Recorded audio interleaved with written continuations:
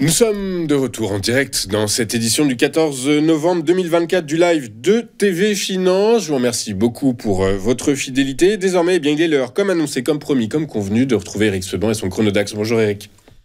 Bonjour. Merci beaucoup d'être avec nous ce matin, Eric Seban. Vous êtes trader, formateur et coach.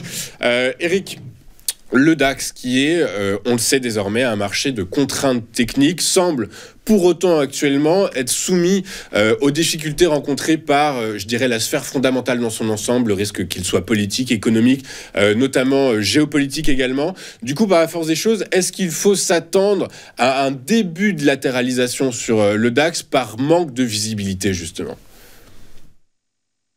Oui, c'est un scénario. C'est un scénario. En fait, ils sont un peu tous sur la table. Parce qu'on ne sait toujours pas. En tout cas, moi, je n'arrive pas à savoir. Je ne trouve pas d'indication qui pourrait m'indiquer ou me dire si les investisseurs de long terme ont retrouvé de la visibilité et si c'était le cas, éventuellement anticiper leur prochain scénario. Hier, on a tenté de casser 19 000 points. 19 000 points, c'est un niveau dont je vous ai parlé plusieurs fois, depuis plusieurs semaines, où je vous ai dit, si on clôture en dessous, alors on aura le déclenchement d'un signal chartiste, sachant que la semaine dernière, on a le déclenchement d'un signal technique. Donc, ça ferait deux choses qui seraient convergentes. En plus, on aurait, parce qu'on évoquait un rebond possible à 19 600 la semaine dernière et un retour en arrière, c'est ce qui s'est produit également, et donc donnant lieu à l'établissement d'une figure d'épaule tête épaule, placée tout en haut d'un mouvement. C'est un grand classique des bouquins d'analyse chartiste. Et donc, on aurait la convergence entre signal chartiste, signal technique, et puis figure. Bon, hier, à 16h, on aurait déclenché cette figure d'épaule tête épaule, puisqu'on a, pendant un temps, commencé à descendre en dessous de 19 000. Ce qu'on a pu constater, c'est ce que je vous disais également la semaine dernière comme étant un point d'attention très important, volume ou pas volume. Il n'y a pas eu de volume. Il n'y a pas eu de volume, il n'y a pas eu de panique. Au même moment, je regardais la volatilité implicite sur les options, sur les puts, les options de baisse. Il n'y avait rien, ça ne s'envolait pas du tout, ça ne bougeait pas. En fait, on était exactement au même niveau que la semaine dernière, bien qu'entre les deux, nous sommes allés à 19 600 et que maintenant, on baissait de 700 points. Pas de panique, un non-sujet en définitive. Et qu'est-ce qui s'est passé ? Il n'y a pas eu de relais baissier, évidemment. Et le DAX est remonté et a clôturé au-dessus de 19 050 hier soir vers 22h. À 22h, on était autour de 19 050, légèrement au-dessus. Donc, la tentative de casser 19 000 n'a pas fonctionné hier. Et ce matin, on commence à voir l'apparition d'un rebond. Alors, est-ce que ça va être suivi jusqu'à ce soir ? J'en sais rien.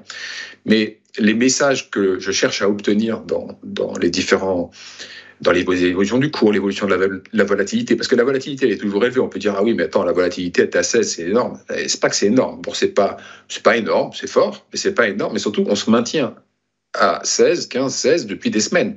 Donc, c'est l'évolution de la volatilité qui peut renseigner sur le niveau de stress éventuel, le niveau de complaisance éventuel. Et là, il n'y a rien du tout.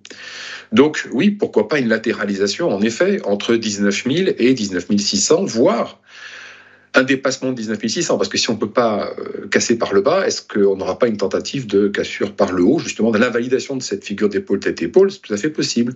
Alors, avec un relais haussier, toujours pareil, j'en doute, parce que je ne vois pas quels seraient les moteurs. Alors maintenant, on peut en avoir un nouveau. Ce serait les premières indications d'une politique, notamment de taux, politique économique donnée par Donald Trump, la façon dont les investisseurs pourraient prendre ces nouvelles comme étant éventuellement positives. Alors pour l'instant, on sait qu'elles sont positives pour les Américains et on voit que l'Europe est à la traîne, clairement. Mais maintenant, il s'est passé qu'une semaine et on n'a pas beaucoup d'indications non plus. Donc tout est sur la table. Et en effet, quand tout est sur la table et tant qu'on n'a pas de nouvelles, on peut tout à fait latéraliser. Donc ça fait partie, en effet, des scénarios qui sont sous la table. Alors, disons que si on voulait mettre les choses dans l'ordre, on dirait que le scénario baissier est de côté, parce que de toute façon, pour moi, c'est pas parce qu'on a eu cette tentative de sortie par le bas qui peut être considérée comme déclenchement d'un signal pour les plus rapides.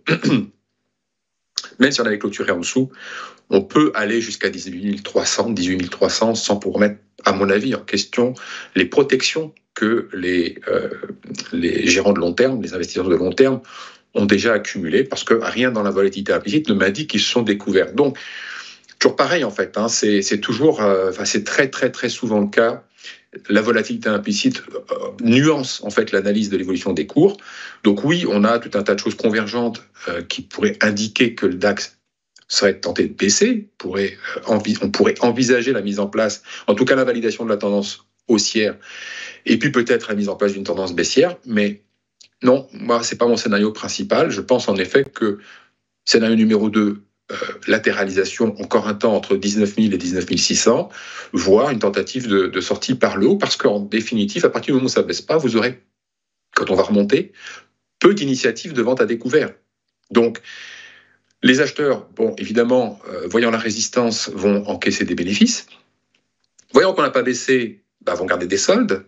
Et puis, si justement on observe ce qui s'est passé, vous n'aurez pas d'initiative forte de vente à découvert parce que justement, on voit bien que ça ne veut pas baisser et qu'il n'y a pas de vulnérabilité des investisseurs de long terme. Donc, pas d'initiative de vente à découvert.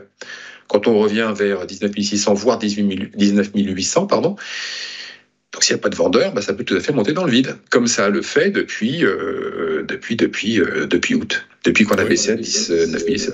Oui, donc on comprend à ce que vous dites très clairement. Donc, pas d'initiative de vente à découvert. Du coup, par la force des choses, l'inertie du DAX devrait peut-être le porter alors vers les 19 600 points. Là, on est repassé. Alors, évidemment, ça s'intéresse au cours de clôture, mais là, on est repassé au-dessus des 19 000 points, 19 080 points quand je regardais. Du coup, bon, comme vous nous dites, pas de panique. On a franchi à la baisse les 19 000 points, mais c'est totalement épisodique, totalement pas de panique, en gros. Oui, c'est un non-sujet, en fait. C'est une tentative qui n'a pas donné lieu au volume. Donc, tout le monde a vu ça. Tout le monde a vu qu'il n'y avait pas de volume. Tout le monde a vu qu'il n'y avait pas de hausse de volatilité.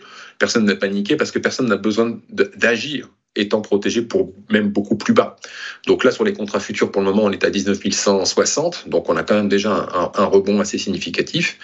S'il n'y a pas de vendeur, ça va continuer à monter dans le vide parce qu'il y a de la volatilité intraday. On fait plusieurs fois dans la journée 100 points dans les deux sens. Donc, il y a de l'énervement un petit peu de la part de certains, d'agacement ou de la fébrilité. En fait, tout ça réuni parce qu'on n'arrive pas à définir une direction.